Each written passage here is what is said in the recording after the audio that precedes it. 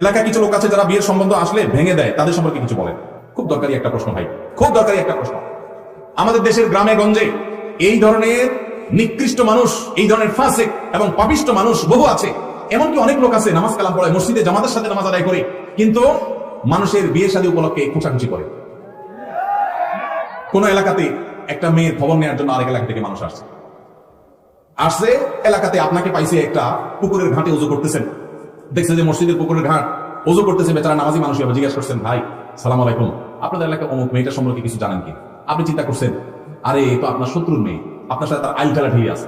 এই চান্সে আপনি শত্রুতা উদ্ধার করার জন্য বলছেন, ভাই আল্লাহ বাঁচাইছে, আপনি আমার কাছে আসছেন ভাই। এই বইলা যে আপনি একটা শয়তানি শুরু করে দিলেন, আস্ত ডাহা ডাহা মিথ্যা কথা বলে ওই বিয়েটা ভাঙিয়ে দিলেন। এই কাজটা শুধু মিথ্যা না, আল্লাহর জমিনে আল্লাহ আরশ কাঁপার মতো সবচেয়ে ভয়াবহ অপরাধগুলোর মধ্যে থেকে একটি। কারণ এখানে একটা নিষ্কলুষ চরিত্রে আপনি কালিমা দিলেন, একজন নিরপরাধ মানুষ সম্পর্কে মিথ্যাচার করলেন, আবার নিজে মিথ্যা কথা বললেন, আবার ওই লোকটাকে অসত্য সংবাদ দিলেন, মিথ্যা সাক্ষ্য দিলেন। অনেকগুলো কবিরা গুনার সমাহার এখানে আছে, একটা কবিরা গুনাহ নয়, অনেকগুলো কবিরা গুনাহ একযোগে হচ্ছে। আপনি টেরও পাচ্ছেন না। জাহান্নামে যাওয়ার জন্য বেশি কিছু দরকার হবে না ভাই।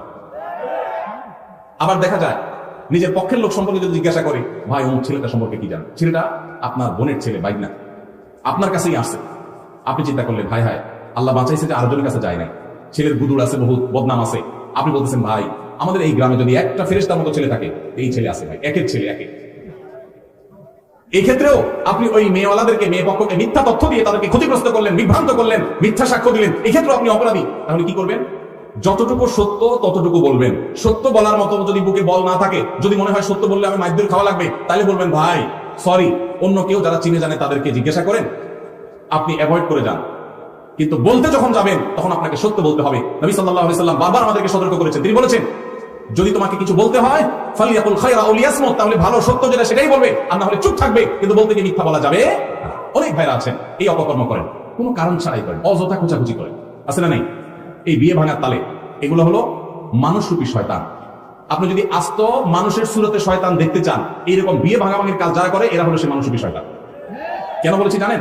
কারণ ইবলিস, শয়তান সবচেয়ে বেশি খুশি হয় একটা সংসার ভেঙে দিলে।